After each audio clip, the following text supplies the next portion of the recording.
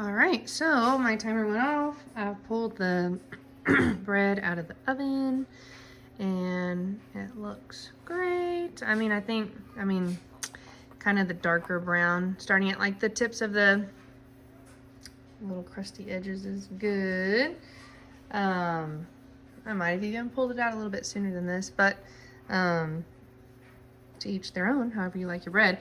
If the parchment paper was here, even when I tried to grab the parchment paper to pull it out, it normally rips because it's just so frail after being in the oven. So that doesn't normally work for me, even with the parchment paper. So I end up dumping it out.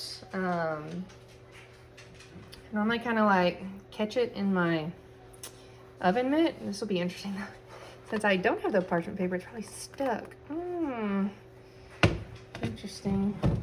It's all wired together. I'm gonna get the bread off the bottom. If you have it in the parchment paper, it'll be stuck. There we go.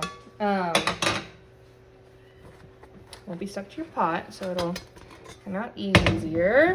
But if the parchment paper was there, like it will be like on the bread.